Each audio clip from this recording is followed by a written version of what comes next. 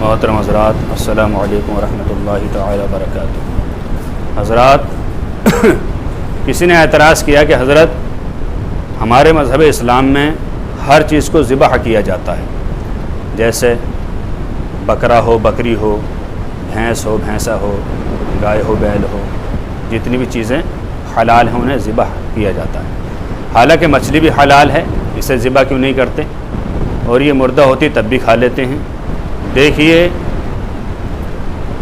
آقا علیہ الصلاۃ والسلام ارشاد فرماتے کہ اللہ تعالی نے ہمارے لیے 2 مرداروں کو حلال کیا ہے اور 2 خونوں کو حلال فرمایا ہے۔ یعنی مردار سے مراد حضور نے نمبر 1 مچھلی، نمبر 2 ٹڈی، یہ دونوں چیزیں بغیر ذبح کیے حلال ہیں، مردار بھی حلال ہیں۔ اور 2 خون یعنی کلیجی اور تلی۔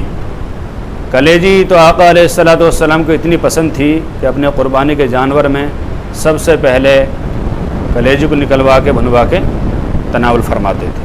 اور یہاں تک روایت میں آتا کہ جنت میں جو سب سے پہلے غذا جنتیوں کو ملے گی وہ مچھلی کی بھنی ہوئی کلیجی ہوگی۔ دوسری بات یہ کہ مچھلی کو ذبح کرنے کی حاجت اس لیے پیش نہیں آتی کہ ذبح کرنے کا مقصد ہوتا ہے کہ نقصان دہ خون کو، جراثیم والے خون کو جانور سے باہر نکالنا، اور ان چیزوں میں خون ہوتا ہی نہیں۔ اعلی حضرت رحمۃ اللہ تعالی علیہ فتاوی رضا شریف میں فرماتے ہیں کہ مچھلی میں خون نہیں ہوتا، لہٰذا اس کے اخراج کی ضرورت نہیں۔ جب اخراج کی ضرورت نہیں تو ذبح کرنے کی بھی ضرورت نہیں۔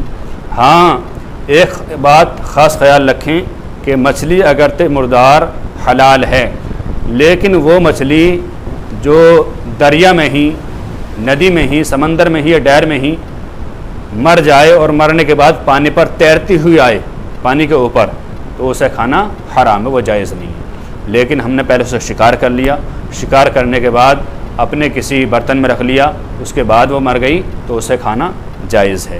تو یہ 4 چیزیں ہیں جن کے بارے میں حضور نے فرمایا کہ یہ اللہ تعالی نے ہمارے لیے حلال فرمائی۔ حالانکہ خون حرام ہے، لیکن وہ کلیجی کی شکل میں ہو یا تلی کی شکل میں ہو تو جائز ہے۔ مردار حرام ہے، لیکن اگر ٹڈی ہو یا مچھلی ہو تو وہ جائز ہے۔ اللہ تعالیٰ سے دعا ہے کہ اللہ ہمیں صحیح مسائل سیکھنے کی توفیق عطا فرمائے۔ السلام علیکم۔